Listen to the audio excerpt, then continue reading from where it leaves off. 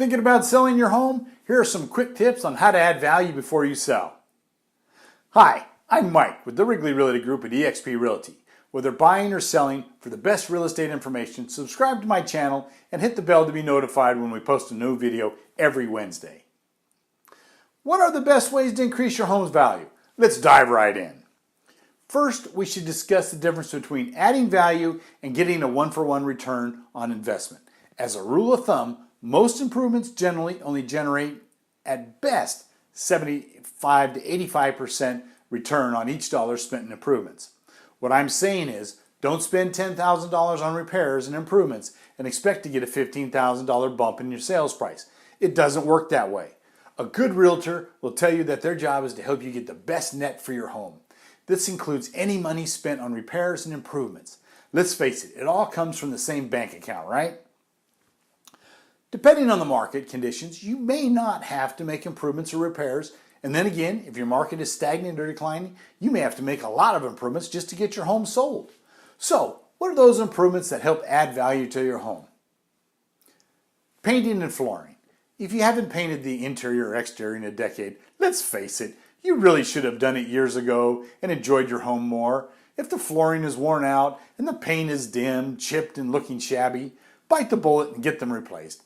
Light and bright is the key. Kitchen improvements. According to Remodeling Magazine, kitchen improvements are the one, if only, investments that you can make that are a one-for-one return.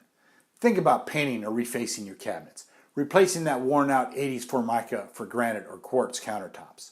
Upgrade your appliances to stainless steel. Don't go crazy, but the kitchen is one of the most important rooms when deciding to buy a home. Bathroom improvements. Bathrooms are also big deciders in a buyer's decisions to buy or not to buy a home. It's pretty inexpensive to upgrade the sink and counter, replace the toilet, and change out the flooring.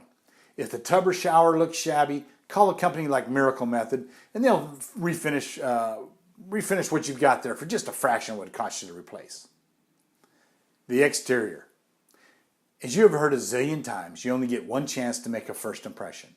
With buyers often making up their minds about a house in the first 60 to 90 seconds, it doesn't hurt to have the front of the house looking fresh and colorful.